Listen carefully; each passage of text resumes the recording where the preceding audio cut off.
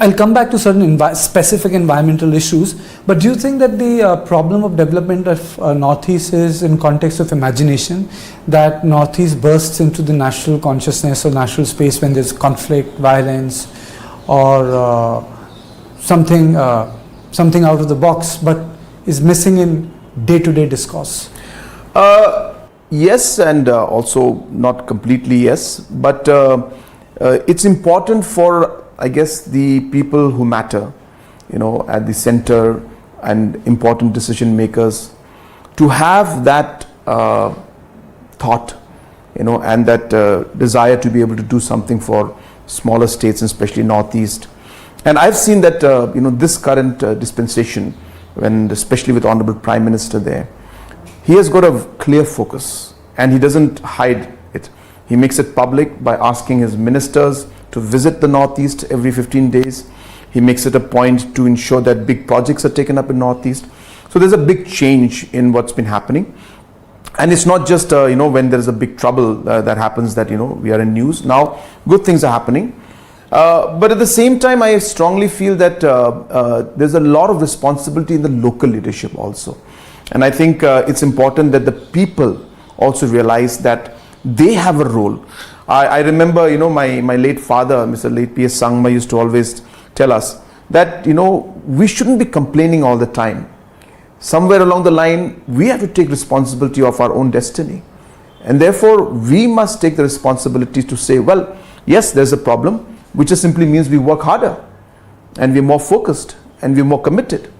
And I think that is also very important in the whole dispensation. So yes, while there is a mindset that is there, I think it is up to us to also be able to change that mindset and to overcome that mindset and take our region forward.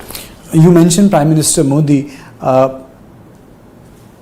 Manipur violence has taken place in last 2.5, 3 years. It has completely changed the dynamics of the state.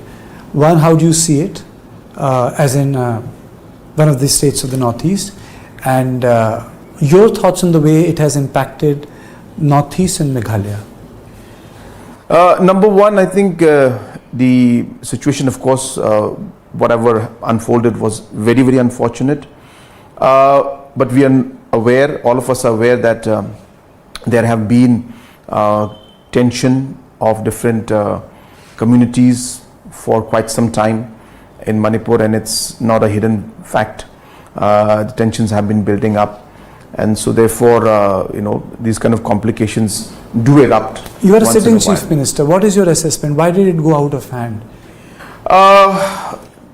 I don't want to blame anybody out here, but I'm talking purely from the situation point of view, that it could have been controlled. I strongly feel it could have been controlled.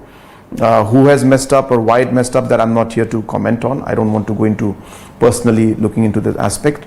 But if right decisions had been taken at the right time, and if right actions had been taken at the right time, it could have easily been resolved. So, or rather, I shouldn't say resolved, but it could have been contained to not the extent where it is today. And I think it has been kind of allowed to kind of move in this direction, which could have been controlled if the right decisions were taken at the right time. So problems would still be there, but I think the scale would be much, much lesser. Now it has come to a point where there is no more trust. There's a huge trust deficit. There is no violence that may be not taking place in the last few months, but violence doesn't mean peace. So therefore, it'll take some time for that peace to come, and that will only come once the trust deficit is covered again. So I think that is really the challenge which we have right now in front of us. That yes, violence has come down, but there's a lot of trust deficit, and it is going to take some time to overcome this challenge. Is there a lesson, because it started as an ethnic violence, then acquired religious contour, then it acquired a contour of security, and then ultimately it just went out of control? Yeah, there's a lot to learn. I think the first thing that we need to learn from this is that we need to take the decisions at the right time before things go out of hand. I remember very clearly having discussions with many people, I don't want to name them, and I was mentioning that this is a very serious situation and we need to act now. Otherwise, things could go out of control. And I kept mentioning this even after a week, after a month, after 3 months. I kept stressing on the fact that some firm messaging has to be sent to the people that the government of India as well as the government of Manipur is serious about bringing back normalcy and peace. And I think the timing was not considered, and it led to the complication that we're seeing right now. So hopefully in the future these kind of situations will not happen. And what you were asking earlier, I just want to finish that also, that how has it affected the rest of India, Northeast, and especially Meghalaya. It's affected in a big way, because the picture that came out, as you said correctly, at the end of the day, was more of a religious line, and though there are religious aspects also linked to this, but it started with an issue of communities, which happens to be one from one dominant religion and one happens to be one dominant religion. So that was allowed to be converted, I guess, into a kind of a religious conflict, which was not entirely true. And so therefore those aspects then affected obviously other parts of the region, and emotions were stirred, and then there was a kind of a feeling of othering is the specter of othering. Yes. So all of these things have happened, and I think this has been very unfortunate. But I hope, as I said, I've been speaking to many leaders in Manipur. I've been speaking to the public. I have a very long history with Manipur, because I remember even in 2002 elections, I had gone there with my late father as a NCP party, and I started campaigning there. I remember myself trying to work with the youth out there in different ways, entrepreneurs, to start businesses and all. So I have a very long history and a close history with Manipur. So I do hope, and I see that that people are now quite exhausted with the current situation, and they really want normalcy back. And therefore I hope that this desire to see that normalcy come in will allow a process to start, with which things can start healing, and we are able to bring back Manipur to normalcy. So when we talk about Northeast, diversity, multiplicity of ethnicities, multiplicity of faith, they're intrinsic to Northeast. It's given, and even races. Meghalaya is also multi-ethnic, geographically diverse, and religiously different from mainland India. It's majority Christian. So when there's a line of food politics which gets merged with nationalism, a way of how you define being an Indian, how do you as a Meghalaya react to that? How do you see that? No, I think there is no issue personally. If you look at it from that point of view, every community in any part of the nation will always have their own identity. It's nothing wrong. You go to South India and there are multiple, for us, which again I said very openly, that for us we always feel very hurt when people call us from different, say, oh, are you from Nagaland? Oh, are you from Mizoram? They don't even know the difference between Nagas and Mizos and thing. But a lot of times we don't realize that in South Indian also we call everybody South Indian. They are also, Malayali. Everyone is like Madrasi. Yeah, exactly. So I think it's we should realize, we should know, and we should respect that every part of India has got its own identity, and that is what India is. So therefore, there's nothing wrong in that. And in this whole policy making, there's somewhere a line has to be drawn, or a line runs through all of us that defines our nationalism in us. So I think I have always seen in the last at least 25 years I've been in kind of active politics in one way, that there is a scope and a way in which we can actually continue to maintain our regional importance and our regional issues without diluting our nationalism. And I'm very clear on that. I don't see many areas. There could be one or two areas which may not be able to find that justification. And when someone tries to make food a sticking point? Which one? If someone tries to make food a sticking Yeah, point? absolutely. I totally disagree with that. Food is not at all. Every community again has their own identity with food. What does food have to do with being an Indian? We have our own community, we have our own beliefs, we have our own culture, we have our own customs. I think that should never be a part of a nationalism agenda. Nationalism is about security of the nation. It's about the different issues about what India is as a nation, and about our country, our economic growth. I don't think it's about the religious or the cultural aspects of every community. I think that's not the way. Okay, how big is the problem of illegal immigration? Because there is a politics that is taking place in North India. I really don't want to get into those nitty-gritties of SIR and NRC, but in context of Meghalaya, in context of Northeast, illegal immigration is an issue. Does it impact Meghalaya? We have a very long 440 plus kilometers of border with Bangladesh, and of course we have got surrounding states also, which have again even a longer border with Bangladesh. So therefore, keeping those factors in mind, we have challenges of illegal immigration, and they somehow manage to find a route to legalize things and then come into the system. So therefore, it is a challenge. There is no doubt about it. And I think if anybody says it's not a challenge, then they are just running away from a problem. But I feel strongly that there are ways and mechanisms to be able to fix it. There are systems that we can put in place to not 100% stop it, but I think to a large extent reduce things. And so therefore it is an issue, it is a problem. I think it requires us to really put in a very strong systematic way to deal with those issues. And I think that is maybe, of course, it's a long discussion. There's no right way, there's no wrong way. I had once spoken about this and I got flagged for that, which is a work permit system. At one point I'd mentioned about 7 years back to late Madam Susma Swaraj in a conversation, and it somehow came out in the press. I mentioned to her that work permits are working very effectively in the rest of the world, and if you look at it, people who come from illegally try to immigrate to India, they're looking for economic benefit. They're not looking for electoral benefit. But they know that to get the economic benefit, electoral way is the only way to come in and get the economic benefit.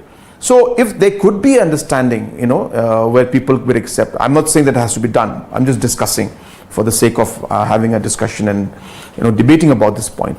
So there are mechanisms which we can explore and look at, where we can actually put a stop to this in a way in which it doesn't dilute our demography. You can work, come here, make money, go back to your country. It happens everywhere. You go to UK, you go to Australia, you go to all these You don't nations. need to fake an Aadhaar.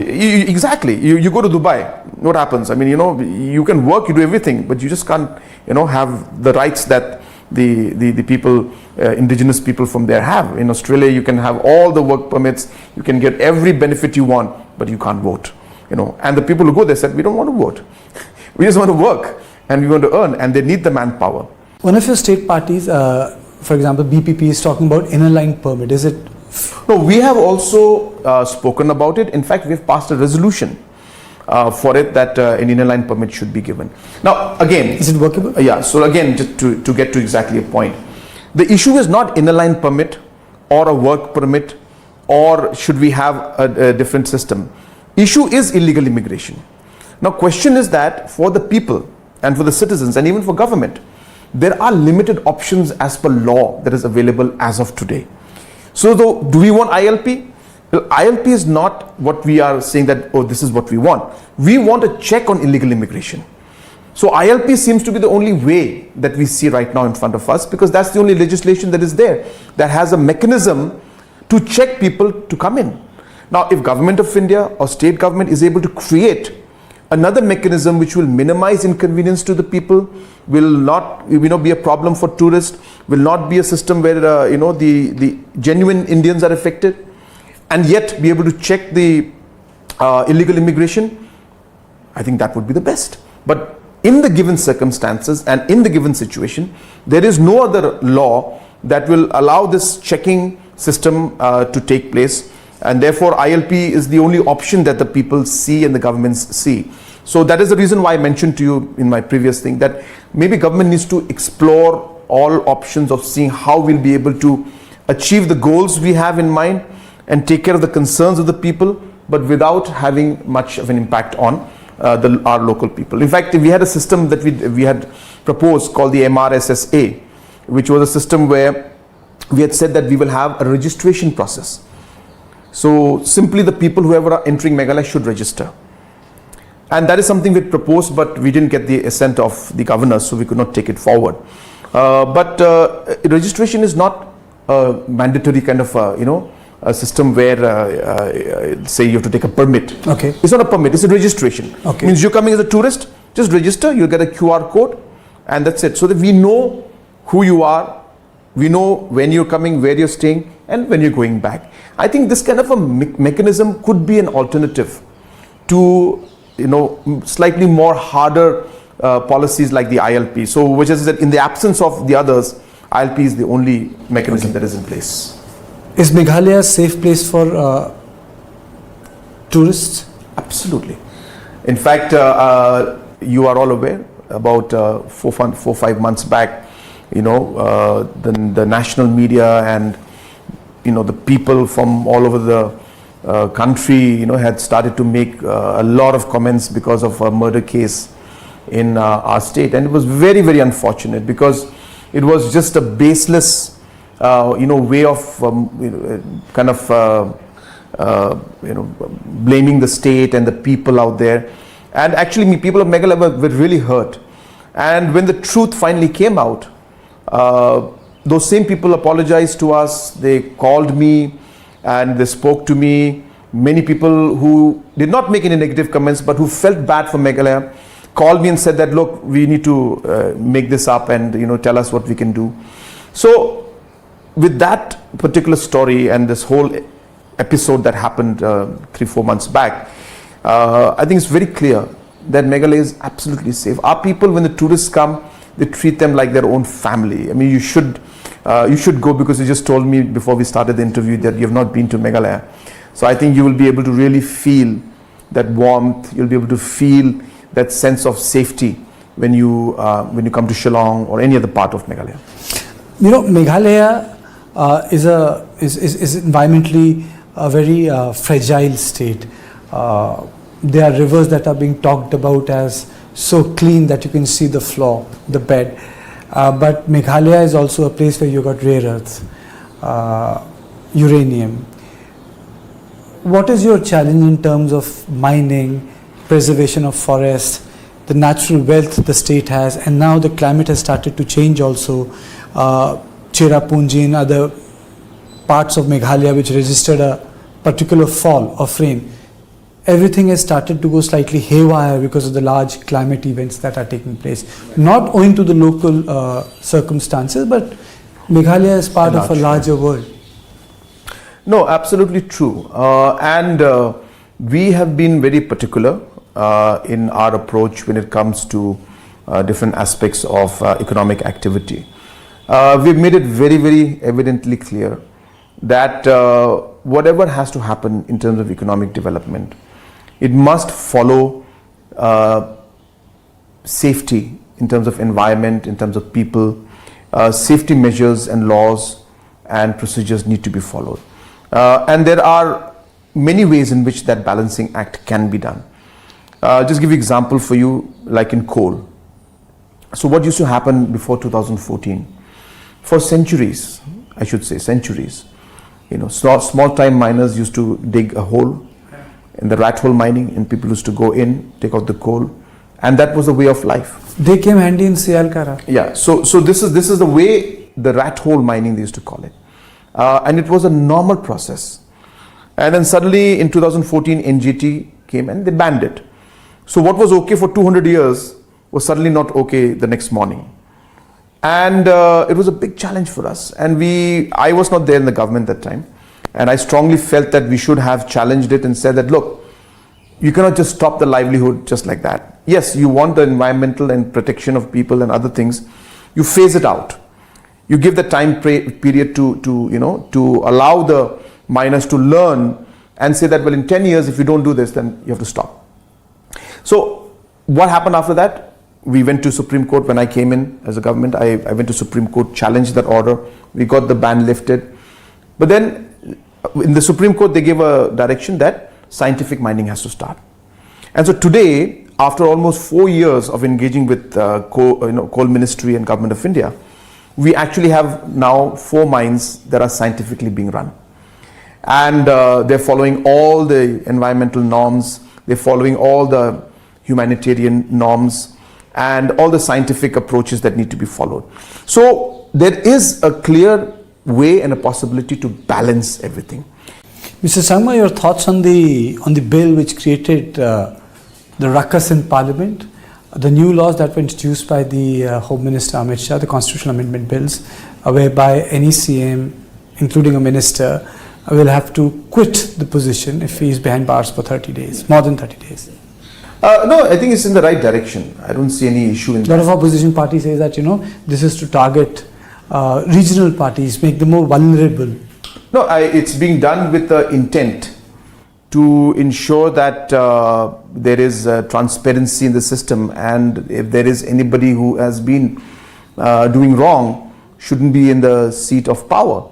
So it is being done with the good intention. Now, if opposition or any other people, individuals or parties look at it in a different way, that's their view. I cannot comment on that. And everybody has the right to their views. But in this particular case and in this particular bill or the act, or this bill, sorry, the government has, the intention is very clear and it's the right intention.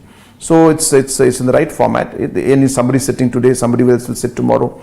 But I think the principle and the overall values, I think those should be very clear, and I think government is going in the right direction by doing this to do the right, what is right for the nation, for the states. And lastly, your experience of NIDA, how has it been? NIDA has been, of course, the right platform because it is required, but unfortunately it's not been so active.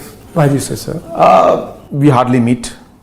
I have been mentioning this many times, but it's but natural, because what happens is that everybody gets busy with their own state affairs, so it's not always possible to really bring this up and use it, and really, I should say, make it active. It's not that simple.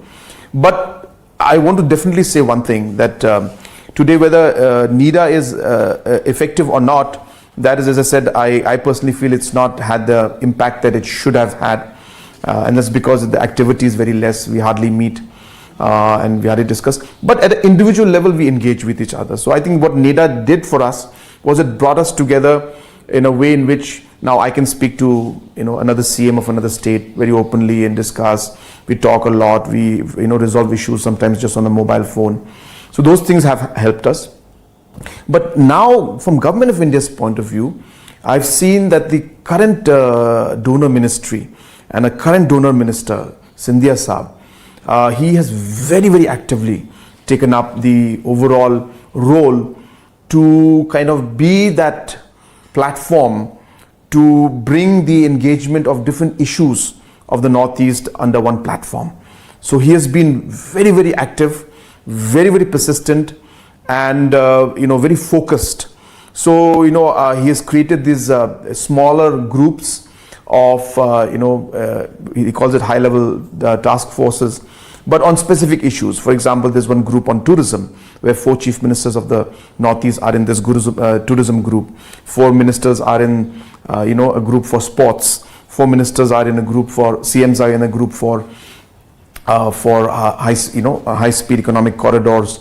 So there's kind of a very focused approach to try to bring the Northeast together, which actually donor ministry should be doing, because at one point in time donor ministry became more of a funding agency. Yes. But now it's becoming more of a policy thinking agency and bringing the Northeast regions together.